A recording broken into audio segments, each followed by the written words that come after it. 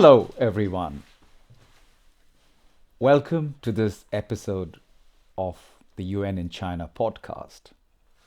I am Siddharth Chatterjee, the United Nations Resident Coordinator here in China, and we are profoundly privileged to be joined by Professor Jeffrey Sachs today, an esteemed economist, a man with an illustrious career behind him, and a man who has a vision of a world where the Sustainable Development Goals is not just a realm of a dream, but can be realized. Professor Sachs teaches at Columbia University and leads the Center for Sustainable Development and serves as a key advisor to the United Nations and champions the UN's Sustainable Development Goals. An insightful commentator on China's economic journey, Professor Sachs has spotlighted the country's triumphs in poverty reduction, innovation, and international partnerships. He has also underlined China's significant strides in sustainability, propelled by initiatives such as the Belt and Road Initiative. In addition to his scholarly and policy-related endeavors, Professor Sachs's career is truly remarkable. His advisory work spans over 150 governments globally, with significant efforts dedicated to poverty reduction in Africa. He's also joined forces with notable artists like Bono from U2 to advance the global development goals. Recognized by Time magazine as amongst the world's 100 most influential people, Professor Sachs continues to advocate passionately for a fairer and a more sustainable future. Professor Sachs, we are thrilled to have you on this show. Well, it's great to be with you, always. So, you once said, and I quote, "Economic shock therapy is the medical shock therapy. It's brutal, but sometimes necessary." End of quote. Reflecting on your early work in Bolivia or Eastern Europe, was there a common moment that you thought that this isn't just policy, this is about saving lives? How did you shape your lifelong focus on humane development? Well, like treating a medical patient as my wife Sonia does, each economic crisis has its own characteristics, and one has to address them in a particular way. When I was working in Bolivia, which is now 40 years ago, actually 40 years ago this year, the inflation had reached 24,000%. When you reach 24,000% inflation in a year, you need some decisive measures. And in that case, recommendations that I made and that the government accepted ended the hyperinflation immediately in the fall of 1985. Thereafter, in order to sustain that progress, I made other recommendations that at the time were somewhat unusual. For example, canceling almost all of Bolivia's debts so that it could get a fresh start. In other circumstances, you need other kinds of approaches. When the crises came in Eastern Europe in 1989 to 91, I helped governments introduce new currencies. In the case of Estonia and Slovenia, in the case of Poland, I helped to design a strategy for Poland to restore economic growth after really decades of crisis, and fortunately it worked. In cases in Africa, as you mentioned, working with Bono and others, the crisis was a crisis of disease.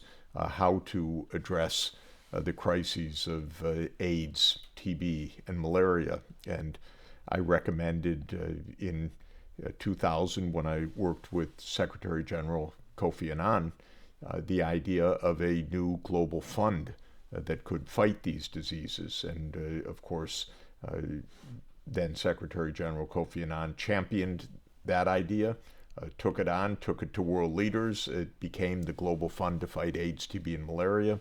It's credited with saving tens of millions of lives. I'm very proud of that. It's one of the recommendations that I've made that was accepted, adopted, demonstrated, and I'm very proud of the results of that.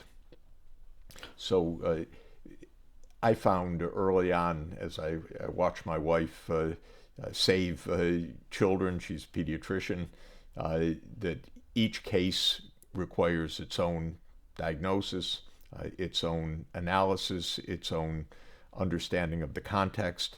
In medicine, that's called a differential diagnosis. In 2005, when I wrote a book called The End of Poverty, I coined the phrase clinical economics. I want economists to be as good as doctors. So if a doctor takes the history of the patient, I want an economist to understand the history, the culture, the society, the context, the nature of the crisis. I believe that with these tools, it's possible to solve problems, solve very important problems. And today we face innumerable problems, whether it's the climate crisis or other environmental crises or the continued existence of extreme poverty or hunger in different parts of the world. These require analysis and then a creative approach. And then, if we can do it, to get the world, the major governments behind such approaches and actually implement solutions. So this is more or less the story of how I viewed what I've been doing for the last 40 years. You know, it's interesting that you mentioned the Global Fund. In 2004, I was working with UNICEF in Somalia as the deputy representative, and we became the principal recipient for the Global Funds to tackle HIV and malaria. What a profound difference it made. That was the first time that the Global Fund said, let's also go into places which are in emergency zones. It's wonderful to hear that link. And I can tell you, as I know you know very well, when I proposed the Global Fund, there were countless opponents that said, this can't work. Yeah. Oh, Somalia, they could never do this. Anytime you propose something, 1,000 people will stand up and say, that's impossible, that's a dream, that won't work, that can't be done. There were so many explanations of why it would not be possible to treat people in Africa with AIDS, for example. So many claims made why it would not be possible to treat people with malaria. Interestingly, the fund went forward, but it faced lots of opponents, of people who should have known better. And during those years when you were fighting disease in Somalia, I was fighting a basic point, which was that governments, including the United States government and many in Europe, were insisting that poor people should pay a certain amount for some of these medicines or these bed nets and so forth, that were the anti-malaria bed nets. And as late as 2007, when I was trying to convince the governments, for poor people, let them have these things. They will use them right. You'll save lives. I went to a meeting in Tanzania, and the donor community tried to boycott the meeting. They sent an email all around, don't go. Sachs is coming, don't go to the meeting. But by mistake, they included me on the CC list of the email. So I was able to write to all of them and say, oh, please join me. We're going to have a good discussion. But the upshot of that is that we had a new incoming Secretary General, Ban Ki-moon. I was profoundly privileged and honored that he asked me to advise him on these issues. And I recommended to him in his first days that the free distribution of the bed nets and other life-saving measures should be a hallmark of the UN. He's a very wonderful, remarkable person, and he immediately made a statement that it's time for us to make a major step forward in access to these life-saving means. And he changed the whole UN system by that statement. WHO, the World Health Organization, immediately said, yes, we will go for free distribution of the bed nets. And hundreds of millions of bed nets were distributed in the following 2 or 3 years thanks to what he did. And the result was a dramatic decline of malaria deaths and malaria disease. It was a stunning proof of what can be done when you have leadership like Ban Ki-moon, when you have clarity, when you have the technology. It all came together. And a vision of yours, Jeff. Had it not been for you, this may not have happened, because I've seen firsthand the impact these bed nets have had on the lives of women and children, not just in Somalia, in Sudan, in South Sudan, in Darfur at the height of a conflict, how a simple bed net has a multiplier effect on wellness and well-being. I appreciate you saying it. I can tell you a story that between 2000 and 2007, I was nonstop pushing for, give the nets for free, for heaven's sake, these are poor people. And Sonia can testify that we were at actually it was a World Economic Forum meeting, to tell the truth, and they called me to stand up and to say something, and somebody at the table of my wife said to another guest, but my wife heard it, "Oh my God, now we're going to hear about bed nets." And so during those years, I was saying it every time my mouth opened, give the bed nets. And finally the breakthrough came because of Secretary General Ban Ki-moon, and the results were remarkable. And we need to learn the lessons. We can do things in this world. We can solve problems. We can end hyperinflations. We can help countries get started after major crises. But it takes the desire to solve the problems. It takes the analytical approach to ask what seriously can be done. And then inevitably it requires some investment, it requires some money, it requires some spending. And if we don't put all of those pieces together, the ethics that you care, the analytics of what to do, the financing of getting it done, well, then unfortunately we dream but don't solve the problems. But when we put the three together, we really can solve one problem after another. Absolutely. So, Jeff, that brings me to a very important point, which is the United Nations Secretary General Antonio Guterres issued a clarion call on rescuing the Sustainable Development Goals, where we are at approximately 17% implementation rates. The world is experiencing a polycrisis of sorts, the first that we've ever seen post the Second World War. In these circumstances, and as a United Nations champion for the Sustainable Development Goals, is there hope? Where should we double down to make sure that this one collaboration of 17 goals, where the entire world came together to agree that yes, we must achieve these goals, where do you see hope? Where should we double down? What can be done to make sure we can get the Sustainable Development Goals back on track? The hope starts with the fact that unanimously in September 2015, in fact it was September 25, 2015, with Ban Ki-moon presiding, with Pope Francis giving the opening remarks at the UN General Assembly, all 193 world leaders agreed to the Sustainable Development Goals. Why? Because these goals express deep aspirations that are shared around the world.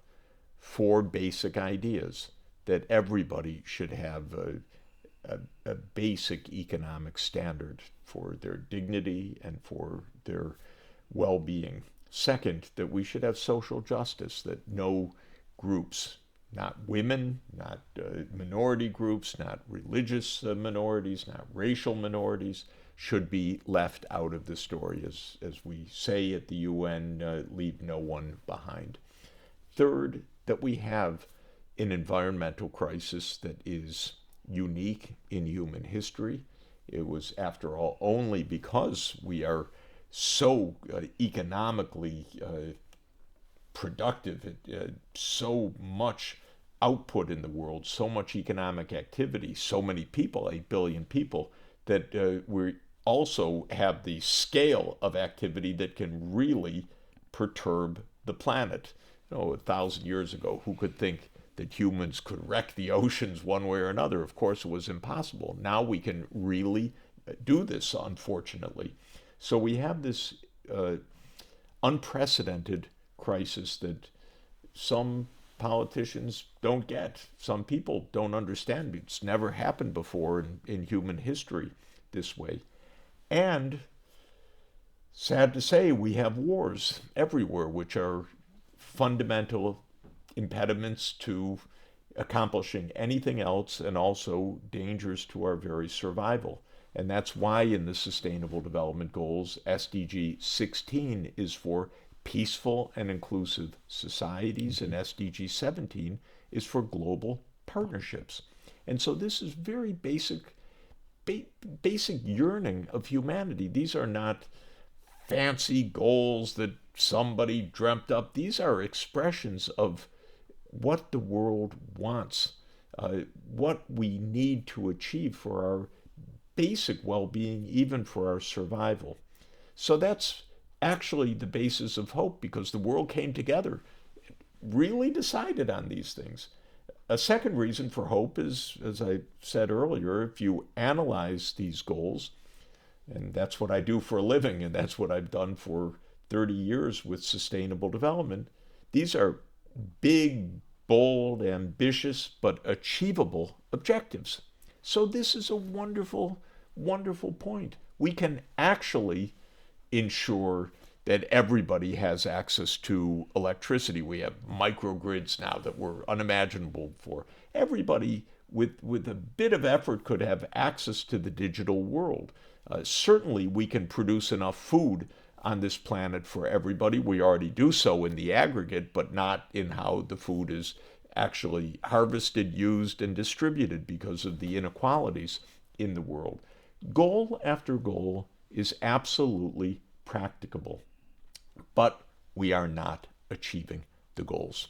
And we're not achieving the goals, sad to say, and to put it bluntly, because we don't have the high-level political commitment to implement the practical solutions and to finance them. This wouldn't break the bank, but it's not for free. This is hundreds of billions of dollars, but we're in a $100 trillion plus world economy. We're talking maybe 1 or 2 percentage points of world output that should be shifted to ensure that all of the developing countries can have the kids in school, can have access to basic technological needs, can build the infrastructure that they need. This is what our task is. Now, even being, I hope not politically out of line, but I have to say it because it's my own country, the U.S. is not pulling its weight in this, and this is just an absolute fact. One way to see this, which is a little bit shocking, is that, as you know very well, countries are asked, governments that is, the members of the UN, are asked to present their Sustainable Development Goal plans to their peers. Every summer in July at UN headquarters, we have the high-level political forum in which countries present what are called their voluntary national reviews, VNRs. Some governments have done it 3 times, 4 times. Almost every country in the world has presented at least one voluntary national review. I'm sorry to say that there are 3 countries right now, 3 out of 193 that have yet to do so.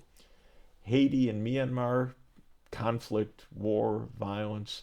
The United States is the last one. The U.S. has not presented a voluntary national review. That was true from the Obama years to the first Trump administration to the Biden presidency and now the Trump presidency. It's even a little bit more dramatic because in a recent vote in the UN for something that was absolutely not controversial at all, it was a General Assembly resolution of the government of Bahrain for a day to celebrate peaceful coexistence. And in that document, in a not only non-objectionable way, but a very standard way, it reiterated the world's support for the Sustainable Development Goals. And the United States spokesman said, well, we can't support it because we don't support these goals. This is the current new government in the United States. All of this is to say, we have a real challenge right now. We have a very serious challenge of holding the world together, holding multilateralism together, making the United Nations work. We depend on the UN for our survival. We depend on the UN for our well-being. But we have to understand that we're under stress right now. And multilateralism is extraordinarily fragile. Interestingly, importantly, one of the reasons why multilateralism is so fragile is that our geopolitics has changed rather decisively. As many people have said, including the new U.S. Secretary of State, Marco Rubio, we are now in a multipolar world. That means that China is a great power, Russia is a great power, India is a great power, the United States is a great power, and so forth. And these great powers need to get along with each other. They need to say, we as very important countries of the world need to take up the responsibility together to ensure that the goals that the world is yearning for are actually achieved. This is not happening at the moment. It can happen. It needs to happen. It's extremely important. Yeah. But Jeff, just on that, I think the vision of Harry Truman and Roosevelt on when the United Nations came into being in 1945, I believe that vision has sustained, the charter has sustained, and it now needs much more effort by leaders across the world to keep it together. I mean, when I look at something like PEPFAR and the number of lives it saved from HIV, from the HIV pandemic across the countries that I've worked in, I think the US continues to remain a beacon of hope for the advancement of multilateralism. And I've always said this, that the US and China together, that relationship is the most consequential relationship of the 21st century as we want to move the world forward in advancing human development, our humanity, the sustainable development goals, and a better future for all. I couldn't agree more. PEPFAR is another case I had a bit of a hand in. And just to say that when George W. Bush Jr. became president on January 20th, 2001, I went to the White House almost immediately afterward because I was invited by the National Security Advisor, Condoleezza Rice. And she asked me to brief her on the AIDS crisis. She reached out and invited me in. We were in the Situation Room of the White House, which is already gives you some little bit of goosebumps. And I gave a briefing to the National Security Council about the AIDS crisis. And at the end of it, I said the United States should have a program, $3 billion per year to fight AIDS. And interestingly, at the time, one of my former students was the economic advisor to the new administration. And he put his arm around my shoulder and led me out of the West Wing of the White House and said, Jeff, that was really good, but you don't stand a chance, really. And I said, you don't know. He said, no, Jeff. Anyway, you did a good job. 2 weeks later, Condoleezza Rice called me back, said, I'd like a second session on this. Fantastic. So I came back and again, and then President Bush said, we need to do this. This is good for America. And he understood it wasn't counting dollars. It was $3 billion. It's a lot for you and me, but it's not a lot for the United States. He understood that this would be something special, something dramatic. And so the U.S. launched PEPFAR, and when President Bush left office, he was asked, "What's your proudest accomplishment?" And he said, "PEPFAR." Actually, he said, "We've saved a lot of lives. This was good for the United States." We need to keep that spirit. I think the American people have it. I think it's possible. You rightly mentioned that the United Nations itself was the brainchild of the President of the United States, of Franklin Roosevelt, during the war. He knew that we needed a new way to stop wars, prevent them, and end them.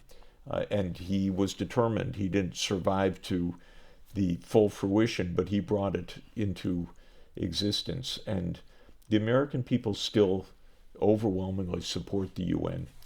We need our government to do the same. It serves the purpose of all of humanity, without question. And there's no way we're going to survive, actually, without it. This is a hard, literal truth. We need the nuclear arms control. We need agencies like the World Health Organization. We need what all of the UN family accomplishes, and it's so vital. It's fragile. I think we need, I would say, an upgrade given the added responsibilities that the UN needs to face, that only the UN can take on. I'm in favor of strengthening the UN in many, many ways, including new fiscal capacities. Right now, the UN has to beg from its own member states for the budgets. But actually, we need to fund all of these global activities on a far more systematic basis than we have in the past. We had a summit last year, Summit of the Future. It has several recommendations for strengthening the UN. We need to use that outcome to actually move forward now. And I believe that with leadership from China, with leadership from India, with leadership from the African Union, with leadership from Brazil, with leadership from countries around the world, Indonesia I could mention also, the call for a stronger UN will be heard, and it would be of inestimable benefit for humanity. Completely agree. In fact, on March 24th, together with the Ministry of Foreign Affairs of China, our office, the UN China office, are co-hosting an event on the Pact for the Future with a number of member states to look at how do we start the implementation process of the Pact for the Future. That's fantastic And this news. is what the Secretary General Antonio Guterres is trying to really make the UN also fit for purpose, so that the membership sees a value proposition and people see the value proposition. So I'm hopeful, Jeff. In fact, given the polycrisis that we are confronted with, that perhaps the UN's moment to be resurrected in some form and the renaissance of the UN is absolutely necessary. So I'm glad that the UN has people like you that are guiding and advising the Secretary General, because this is precisely a moment that we need the finest minds to come together to take this organization forward. Let me come on to another interesting part which came out as from the Summit of the Future, which was the Digital Compact. And you've often said that artificial intelligence is a double-edged sword. It can empower or divide if, as you say, technology must serve dignity, not displace it. What's one policy or project that gives you hope that we'll avoid the digital caste system, and especially in the marginalized parts of the world? Well, first, I think we're all just stunned by the daily advances of these technologies, and DeepSeek was also a great moment. ChatGPT was a remarkable moment, and DeepSeek was another remarkable moment. It showed, first of all, the U.S. isn't alone by any means in these technologies, and China's leadership is extraordinarily important. DeepSeek also shows that it can be brought at much, much, much lower cost than was expected through really ingenious design of these AI systems. So I'm very happy about that. The best part of what AI in the digital world offers is an incredible leapfrogging of poor places today in the ability to deliver goods, services, education, skill upgrading. Every aspect of development is made more within reach by these technologies if they're properly deployed. Now, you can teach anywhere as long as a child has a device and there's a base station somewhere nearby. Electricity, we know, can really be brought anywhere through microgrids if the national grid is not online. Expert medical opinions and care can be brought either through AI systems, because right now they're already very, very good at diagnostics and at being able to support local health providers, but also we can provide healthcare online, remote diagnostics, reading x-rays anywhere in the world. If we get our act together, things can be done in the next few years in terms of health, education, payment systems, finance, banking, that were completely unimaginable even 5 years ago. And today you can go to the most remote rural villages in India, for example, to a vegetable seller on the side of the dirt road, and there's the QR code, and you're going to pay online, and they're part completely of the digital world. And this can come everywhere and will come everywhere. I should mention India's leadership in bringing low-cost solutions for digital inclusion will be of huge benefit for Africa. And I always like to think of Africa as basically the same size as China and India in population. All three are about 1.4 billion people. And if Africa thinks like a unity, which is the promise of the African Union, rather than the 55 countries that were left by the colonial enterprise, if I could put it that way. But if Africa's leadership says, look, we can do what India and China are doing, the same breakthrough will occur there. So I see huge potential in every area, in education, in healthcare, in finance, as I mentioned, in agriculture, in manufacturing, in service provision, in linking the economies in culture and fashion and tourism. Everything is advanced through these technologies, and they're not expensive. They are usable everywhere. Much of it is open source. Having the physical connectivity of the infrastructure is not prohibitive anywhere, whether it's Starlink or a similar system. We have now the ability to have access anywhere on the planet, in fact. And so harnessing all of this is so close to fruition if, as in the case of disease control, like we talked about, an organized, concerted effort is made. Now, let me talk about the downside, because every advance of technology is an empowerment. But then the question is, empowerment for what? Empowerment for the good? Yes, if we're guided by our goals. Empowerment for the bad? Yes, if the technologies are misused, abused, militarized, or privatized in inappropriate ways. I don't have to relate all of the risks that come with this empowerment, but military, we're watching it even day to day in the war in Ukraine, how AI has been introduced into the battlefield. You can kill people with drones. You can kill people with the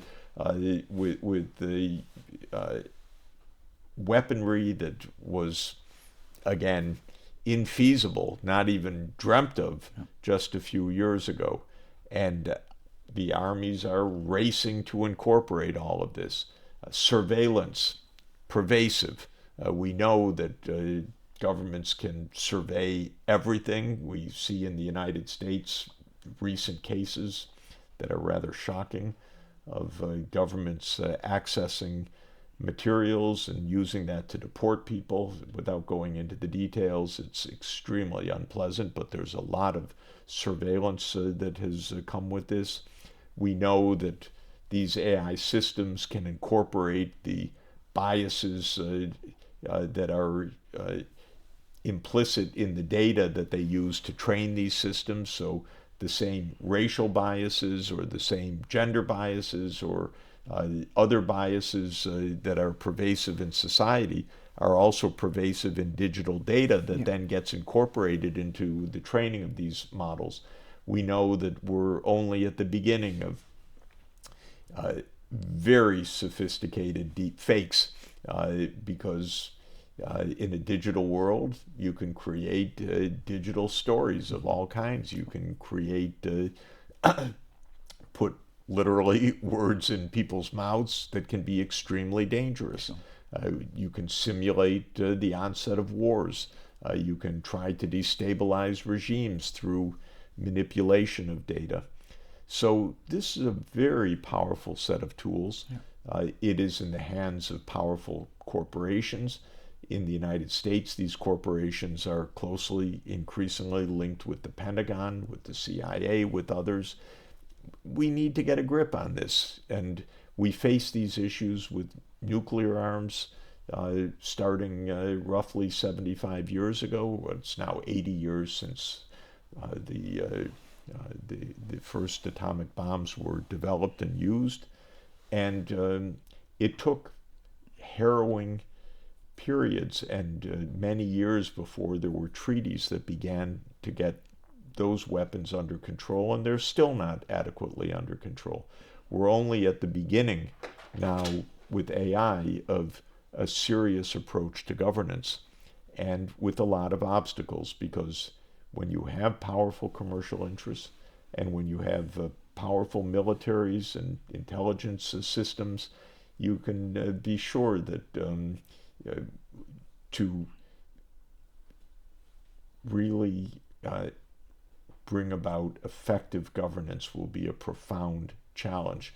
Again, it's another reason why we need the United Nations and why we need international law and why we need a level of trust among major governments. Absolutely. So that they sit down and actually engage in diplomacy, not simply in an arms race. Sure. Yeah. It's very well put, Jeff.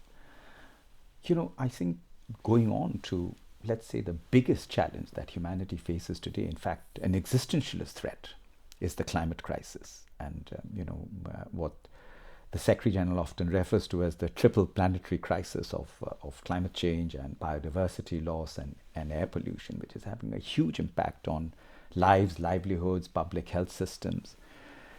Now, you've often praised China's great leap forward in renewables, calling it the most important energy story of the 21st century.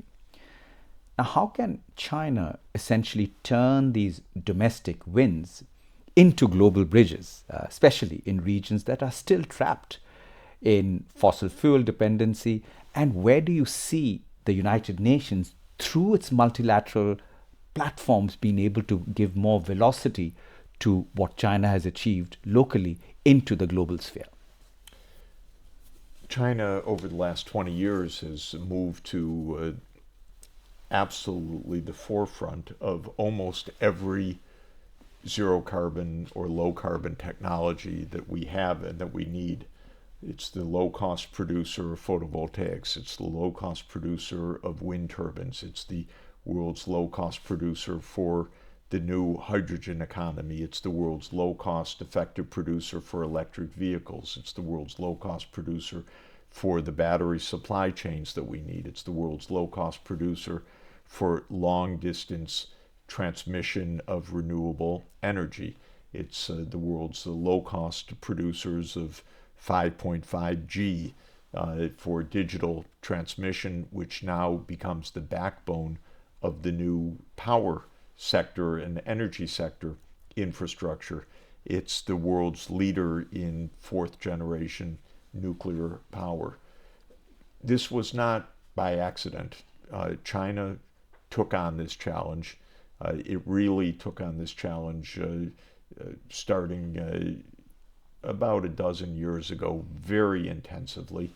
And in its technological blueprint, it identified these sectors as sectors of the future where China wanted to make sure that it was investing in the research and development. It has succeeded. Now China offers something unique in the world, which is a massive manufacturing platform of advanced technologies for the energy transformation, just what we need.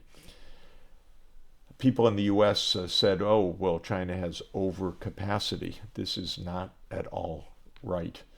China has massive capacity and it needs to be deployed massively globally. I believe that the most important single program to do that is the Belt and Road Initiative, because the Belt and Road Initiative is essentially China making an observation and an offer to the rest of the world. And the observation is we will be better if we are interconnected through physical infrastructure, through the digital world, and aiming to achieve a sustainable development trajectory. That's the vision. And the offer is we will help to finance that. We will help to provide the financing, the technology, the partnership, the design, the connectivity, the openness of markets so that this works. I see Belt and Road projects all over the world. I was in rural Ethiopia a few months ago and was taken to very poor areas of agriculture. It happened to be avocado growing region now. Why? Because China had built a fast rail between Addis Ababa and Djibouti, and because China had financed a major increase of power capacity. So suddenly these farmers had two things that they never had before. They had energy for their pumps, for their irrigation, for their harvesting, for their machines, and they had transport to carry their avocados to the port in Djibouti so that they could be fresh and on the breakfast table in Dubai the next day. And this was a breakthrough, and these farmers were making money, and they were expanding their farms, and they were showing my wife and me their new houses that they were building. Fantastic. This was really economic development. And this is what BRI, the Belt and Road Initiative, makes possible. It makes possible a way for a massive uptake of digital and green technologies. In the case of Ethiopia, the power is hydroelectric power. In other places, it's massive solar fields or massive wind fields. China's electric vehicles are, of course, setting the world pace right now. They're dominating the world markets. Interestingly, why? Well, I can tell you why. On the one side, in Europe, for 15 years, I watched it closely, Volkswagen, Daimler-Benz, Mercedes said, you know, we produce great cars. The world loves them. Why should we shift? And you'd say, well, climate change. Well, yes, but that's a long way off. So they procrastinated, they dragged their feet. In the United States, it was on again, off again. We want EVs. No, we don't want EVs. We're in a phase right now where we don't want EVs according to our government and so forth. China said, of course we need electric vehicles. It made a major effort both in terms of infrastructure and in terms of promoting the technology. And suddenly there were hundreds of EV manufacturers in China in the most intense competition during the last 10 years. A few not only have come out on top, at least for the moment, in this intense competition, but they've become the world leaders. And so this is a breakthrough by a mix of government design and private sector innovation and initiative. All of this is what the world needs right now. So we're in a complicated geopolitical and macroeconomic environment. The United States has turned protectionist, partly because it's so late to the game in some of these areas. The U.S. says, oh, we can't compete with China on EVs. Oh, we can't compete with China in some of these other areas because they wasted their time for so long. But in any event, with the U.S. market closing, China sees that, well, we have all this capacity we would have exported to the U.S. What do? Some American economists say, oh, you should boost consumption. I take a little bit different point of view, which is boost the Belt and Road Initiative, make it a bigger program. The whole world needs these technologies. We need to transform the world. If China lends to these countries, they will grow rapidly. I recommend that the loans should be 20 or 30-year loans, not 5 to 10-year loans, because in 5 or 10 years, these economies will still be poor. 25 years, if they followed the Chinese path, they're going to be rich enough to have the huge benefit of the financing and to repay everything that was lent to them. So my basic view is that China's tremendously significant capacity in these areas is really lucky for the whole world. We should just strike out the term overcapacity. That's ridiculous. We need even more capacity because the scale of the transformation we need globally is immense, and we need to do it quickly, and I'll come back to that in a moment, and China will play a huge role in that. Incidentally, China should not only lend to other countries, but also Chinese companies, the great Chinese companies, should invest in direct investment in production in these countries, help build their economies as well through the direct increase of the manufacturing or industrial base in the partner countries as well.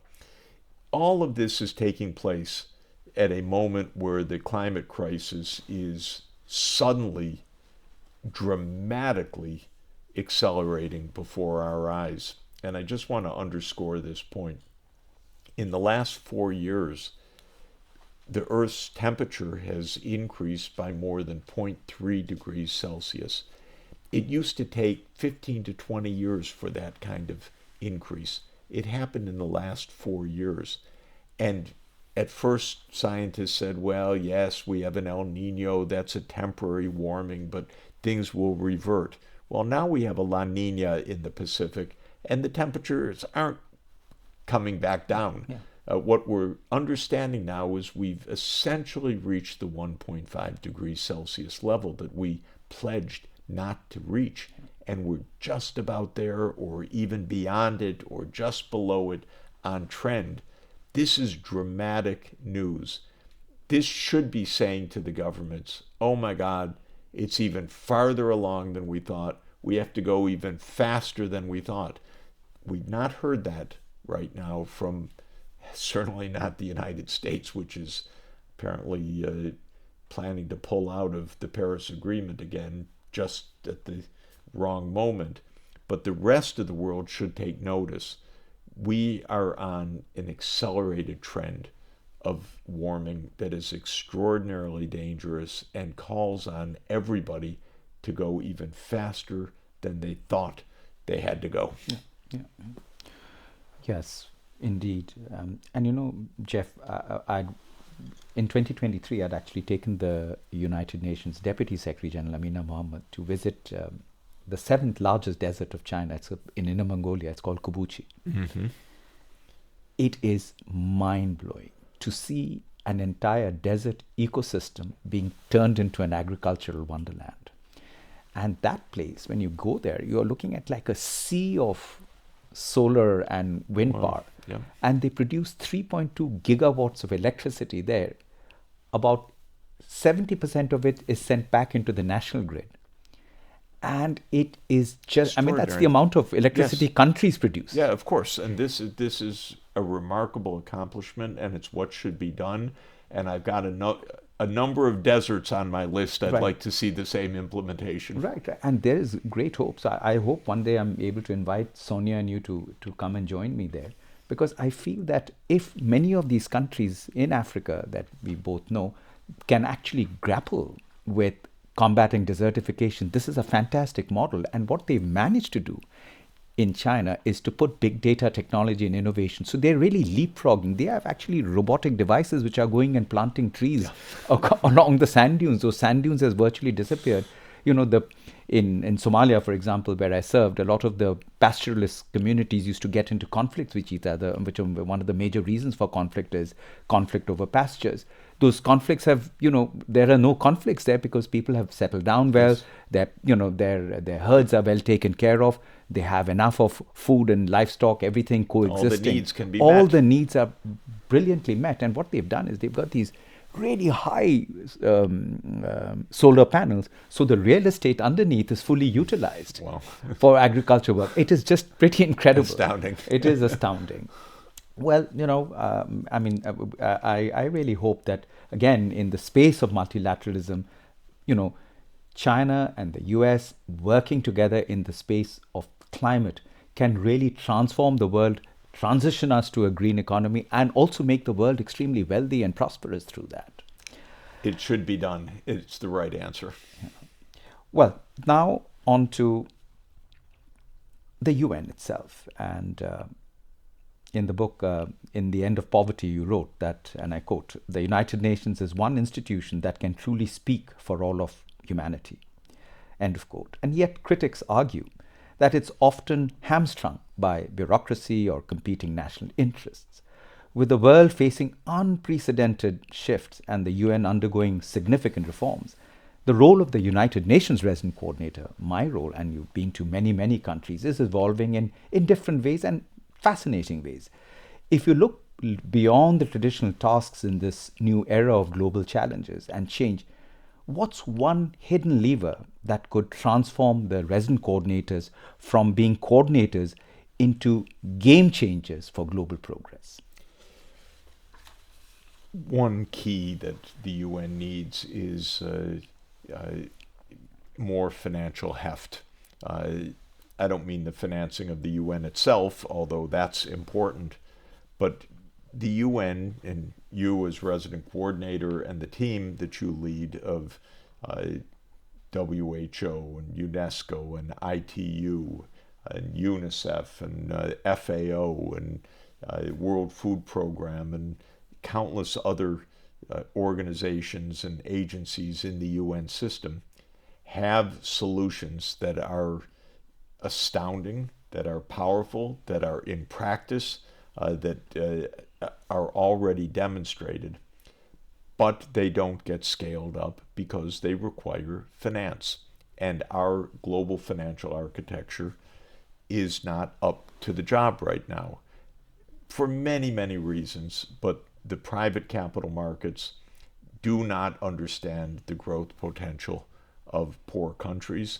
They give unduly harsh credit ratings to these countries, cutting them out from the private capital markets, and the official institutions, including the UN system, including the Global Fund, which we talked about, including many of the new funds that have been established under the Paris Agreement for losses and damages, or for adaptation to climate change, or for energy systems, are dramatically underfunded compared to the needs, so that they can't really provide governments with the scale of support.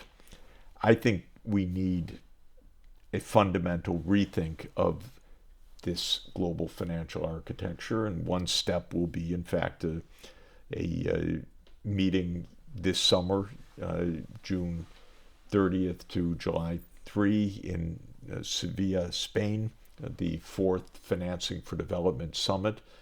And the reason for that summit is that we don't have a financial system to truly finance the Sustainable Development Goals. Now, I believe, for example, that we need international taxes that go straight to the UN system. What I mean by that is instead of taxes that are collected by our national governments, we should have taxes that the UN collects as a United Nations that's providing global public goods. This idea is a bit anathema to some governments. Oh, that's our purview. You can't get into this. But the fact of the matter is the world cannot address its problems without financing for global goods, not just national goods. I've been spending a lot of time looking at the early history of the United States in this regard because it's really quite interesting. The U.S., as everybody knows, were British colonies originally, 13 British colonies.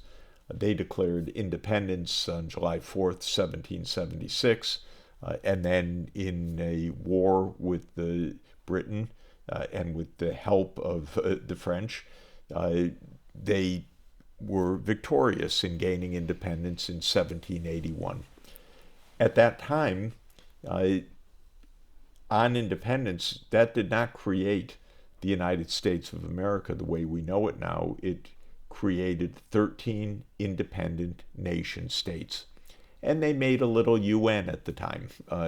They called themselves United States, but it was not there was no federal government, there was no central government, there was no president, there was no tax authority. It was something like the UN, and it was not called the UN Charter that organized them, was called the Articles of Confederation. So it was what we could call a confederation, a loose gathering of 13 sovereign states that said, well, we'll join together for certain things, but you need unanimity. You won't have tax authority. Any taxes are at the nation state level, Pennsylvania or Massachusetts or Virginia. They were nations. They were real nation states. And 6 years later, it wasn't working. They weren't solving their problems.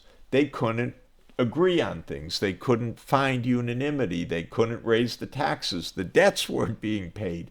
In other words, they had a real economic and financial crisis because they weren't a United Nations. They were 13 independent states essentially going to a General Assembly and saying we should do this and that, but they couldn't actually do it.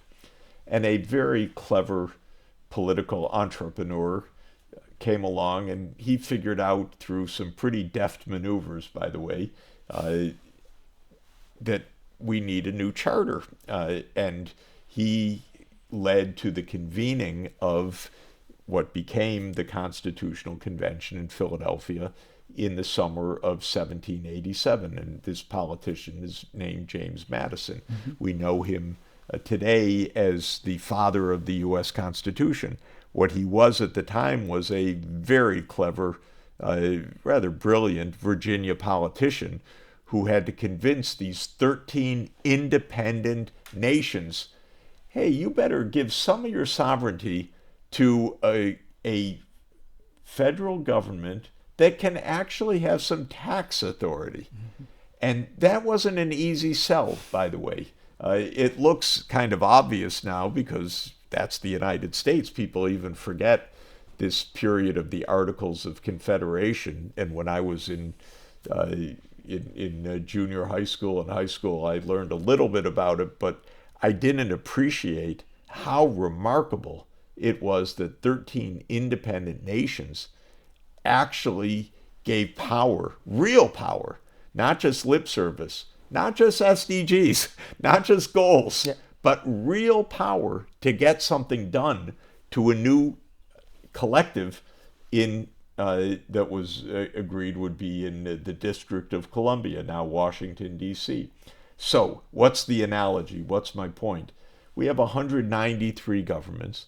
They want to do certain things. They really want to do them, but we're not getting the job done adequately. We need the James Madison of our time right now to say, hey, come on, ladies and gentlemen, there's a way to be effective. Yeah. Here are the steps we need. Here's how we could get together. And if you give up a little of your sovereignty, quote unquote, it empowers you. It doesn't weaken you. It makes you better. It makes you more effective as national governments. This is the idea that needs to be inculcated. It's really important right now. I would like a global tax on CO2 emissions, by the way. I'd like a global tax on international financial transactions.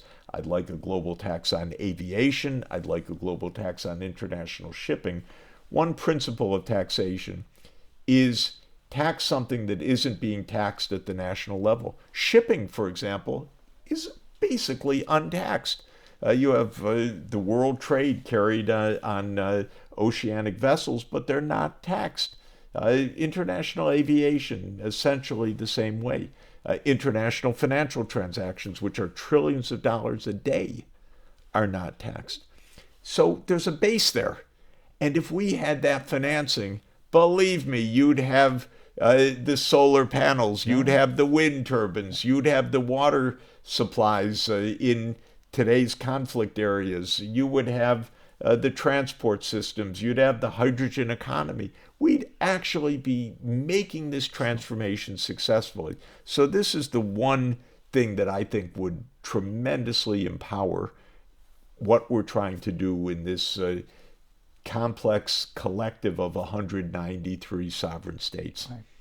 I'm actually, Jeff, if you recall, we actually have a good model of this called UNITAID in Geneva, Absolutely. which was started by Dusto Blasi, Yes. and with a tiny €2 tax or something at Charles de Gaulle Airport and some of the airports in France is actually helping to finance a lot of the AIDS, TB, malaria work, which the Global Funds is not able to cover. Yes, we have plenty of examples of what works, but they all work at too small a scale. True. Exactly. So this is our main point, which is it's not a deep mystery what needs to be done. True.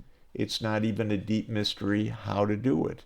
It's us understanding that for our own good, we had better do it. Indeed, Jeff. Well, Jeff, let's come to the last question, which is a little about you and Sonia. And, in your book, you write The Ages of Globalization, and you write about humanity's resilience across crisis. How do you personally recharge? Do you have a mantra like Bono's, it's a beautiful day, don't let it get away, that reminds you to embrace moments of joy even amidst today's overwhelming challenges that we face?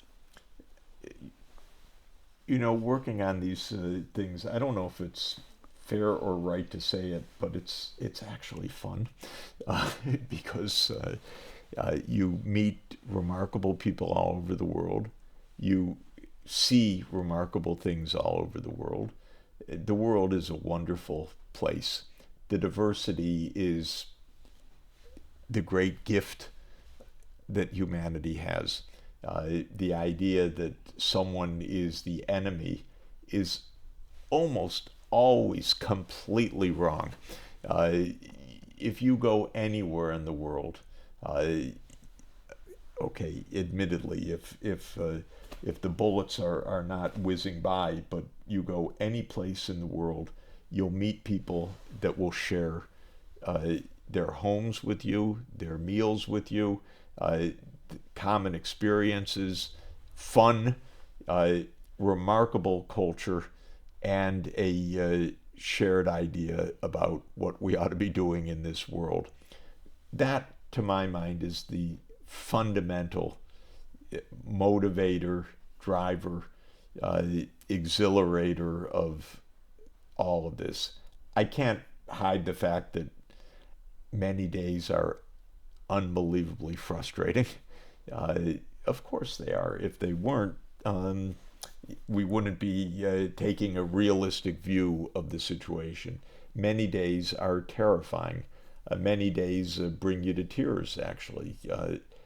But the basic idea that we really are all in this together and that is a wonderful thing, not a burden, is, I think, the most important point, at least for Sonia and me. Every place we've been, no matter the culture, the economic structure, the level of development, the extent of poverty, the religion, the race, the geography, we've been warmly welcomed. And that's been true throughout our lives, throughout our careers. And that is the exhilaration. Thank you so much, Jeff. Thank you for making the time for me as the UN resident coordinator in China, as well as a UN staff member. You know, we look up to you for a lot of the wisdom that you've been providing, the energy and enterprise you bring to the Sustainable Development Goals. It's a true honor to have had this opportunity Well, to sit the and have honors this. for me. You're doing such a wonderful job helping to lead the UN system, so I'm really grateful. Thank you, Jeff. Thank you very much. Yeah.